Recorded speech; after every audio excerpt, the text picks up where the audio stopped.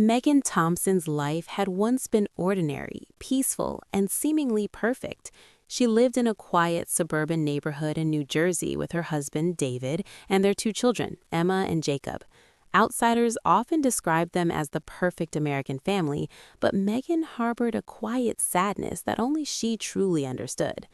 Megan and David had been married for 10 years. The early years of their marriage were full of love, laughter, and shared dreams.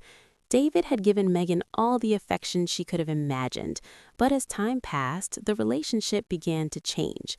David's anger surfaced over trivial matters, and Megan often felt ignored and unappreciated. At first, she dismissed it as stress or work pressure.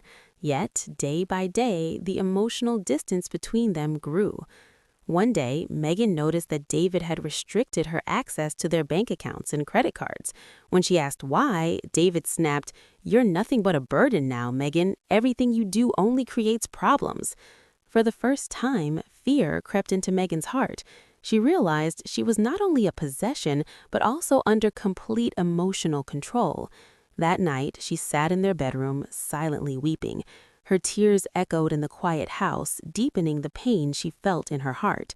Within a week, David had made his decision clear. Megan had to leave the house. He approached her coldly, calculated, and firm. "This is best for you," he said. But for Megan, it was only the beginning of a new, heartbreaking chapter in her life. Megan tried to prepare her children, explaining that she would be staying temporarily with their aunt, but inside she felt completely shattered. Sitting on her favorite sofa for the last time, memories of happier days flooded her mind. Their first date, buying their first car, decorating the Christmas tree. Those memories, once sources of joy, now only brought her pain. Megan's inner conflict. Megan wrestled with two conflicting emotions. On one hand, she wanted to confront David and fight for her rights. On the other hand, she wanted to remain calm and create a safe, stable environment for her children.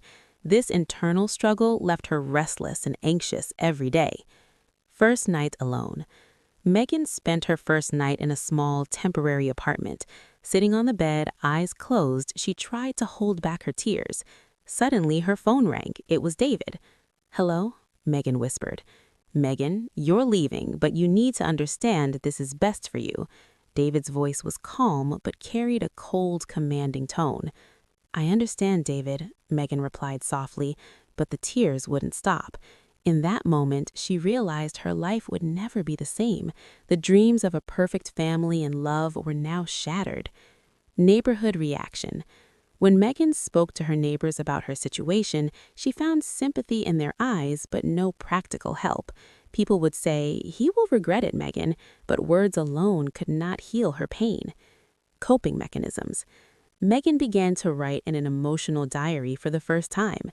Every day, she poured her feelings, fears, and sadness onto paper, trying to give voice to her pain. She took small walks in the park, trying to maintain a strong, positive image for her children despite her inner turmoil. A glimmer of strength. As days passed, Megan slowly began to feel a flicker of inner strength, but David's unpredictable behavior and the emotional weight of her situation made her future completely uncertain. She knew she would have to fight, emotionally, legally, and practically, for herself and her children. The days following Megan's forced departure from her home were the hardest she had ever faced. Each morning, she would wake up in her small apartment to the faint hum of traffic outside, clutching a mug of coffee that never tasted quite right. She missed her children terribly, Emma's laughter, Jacob's curiosity, the quiet comfort of routine. But most of all, she missed the illusion of safety that David's presence had once provided. Megan knew she could no longer dwell on what had been lost. To survive and protect her children, she needed a plan. She began by reaching out to a family lawyer, Clara Williams, who specialized in domestic disputes and custody cases. Megan's hands trembled as she explained the situation, tears spilling onto the paperwork in front of her. "You're strong, Megan," Clara said kindly but firmly. "This is going to be difficult, but you have rights. You have your home, your finances, and most importantly, your children. We'll fight this together." Megan nodded, feeling a faint spark of hope. For the first time in weeks, she felt like she had a lifeline. Clara outlined a strategy: file for temporary custody of the children, request restraining orders if necessary, and challenge David's attempts to control her finances. Each step felt overwhelming, but Megan knew it was necessary. Daily struggles. Life in her small apartment was nothing like the comfortable suburban home she had left behind. Often, Megan went to the grocery store carrying Emma and Jacob on her hip while clutching a worn grocery list. Simple tasks like cooking and cleaning now felt exhausting, but she forced herself to maintain a semblance of normalcy for her children. One afternoon, while preparing dinner, Emma looked up with wide eyes. "Mom, why did Daddy get so mad at you?" she asked softly. Megan paused, heart aching, and knelt to hug her daughter. "Sweetheart, sometimes adults make mistakes and they forget what's truly important, but we are safe and we will take care of each other." Jacob, who had overheard the conversation, nodded but looked confused. Megan realized that her children were struggling too, and she had to find ways to make them feel secure despite the chaos around them. Emotional isolation. Even with her lawyer and her children, Megan often felt completely alone. Friends she had once relied on seemed hesitant, unsure of how to help without angering David. Social media, which had once been a source of connection, now felt like a mirror of her failure. Every smiling family photo, every post about vacations reminded her of what she had lost. Megan began attending therapy sessions, something she had never considered before. Her therapist, Dr. Linda Carter, helped her navigate the overwhelming feelings of grief, anger, and betrayal. "You've experienced emotional abuse. It's normal to feel torn between wanting revenge and wanting peace, but your focus must remain on healing and moving forward, especially for your children," Dr. Carter explained. Legal battles. The first court hearing was nerve-wracking.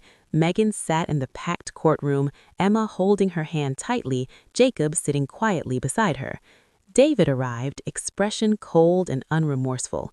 His lawyer tried to downplay his behavior, suggesting Megan was overly sensitive and suggesting she was exaggerating. Megan's heart pounded, but she remained composed. Clara guided her through every question, helping her present clear evidence: financial documents, text messages, and instances of controlling behavior. Megan spoke calmly, recounting events with precision. Each word was a small victory, a reclamation of the power David had tried to strip away. The judge listened carefully, acknowledging Megan's distress and the evidence provided. While the final custody and financial rulings would take weeks, Megan felt a glimmer of hope. For the first time, she felt like she was being heard. Support system. Outside the courtroom, Megan began building a support system she didn't realize she needed. She reconnected with her sister, Rachel, who insisted Megan could stay at her home anytime she needed help. She joined online groups for women who had experienced domestic abuse. Reading their stories gave her strength and determination. Megan also started volunteering at a local community center, helping other women in similar situations. It was emotionally taxing, but she found purpose in giving back, in showing others and herself that life didn't end with betrayal. Small triumphs. Even in the midst of hardship, small victories began to appear. Megan found a modest but cozy apartment, decorated it with her children's drawings, and slowly created a space that felt like home.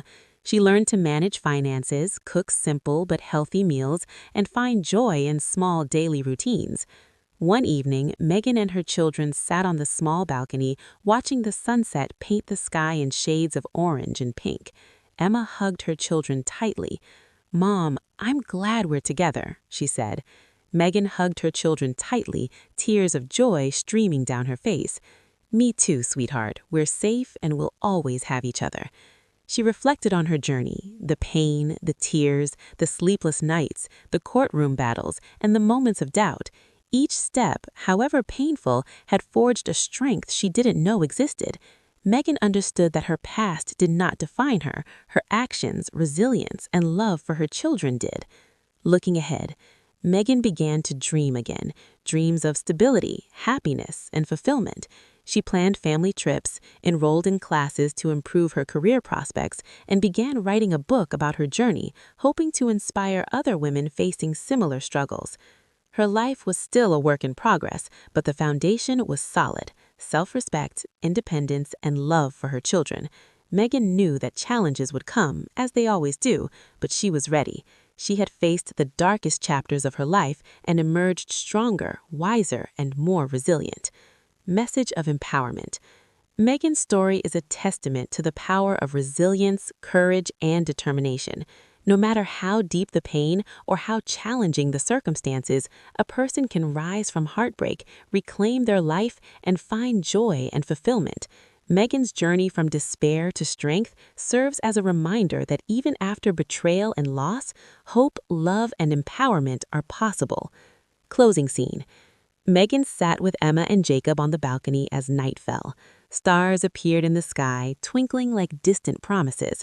She felt a sense of peace she hadn't